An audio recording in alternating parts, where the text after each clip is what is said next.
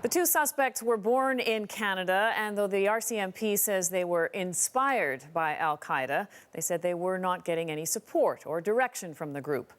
But we've learned a bit more tonight about who they are. Our senior correspondent, Terry Milewski, has that part of the story for us. Terry. Well, Alison, it's a wonder that John Stuart Nuttall is even thought capable of organising a serious terror plot, because the police know him well from a long record of crime and drug addiction. John Nuttall is from the satanic rock scene, connected with a band called Sky Castle, which did not make the big time.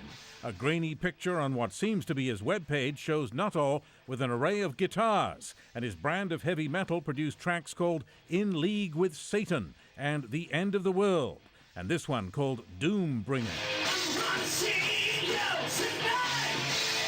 And I wasn't in the band with him. Stefano Pasta says he's known Nuttall for 20 years and that he's a bit of an anarchist. He had co-wrote a song called Moment of Madness, which now that we're seeing all this come to light, it's sort of a little more relevant. But Nuttall's record is not really musical. In fact, it's a long criminal record going back a dozen years for robbery, assault, mischief, breach of probation, and weapons possession. He once hit a businessman on the head with a rock, stole his briefcase, and told the court he couldn't remember it because he was high on cocaine.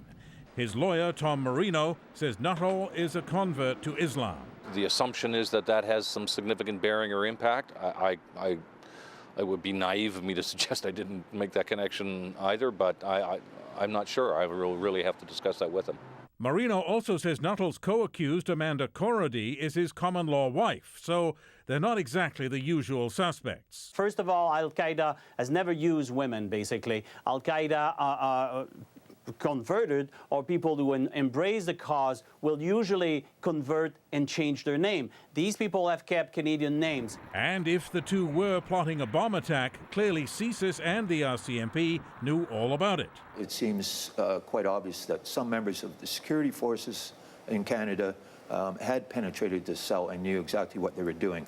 Because it seems that they were actually allowed to leave a device outside the legislature before their arrest. Now, as amateurish as it may seem, it is clear that the RCMP would not be bringing these charges if they didn't think they can prove that the suspects believed the bombs were real. Alison. Thanks very much, Terry.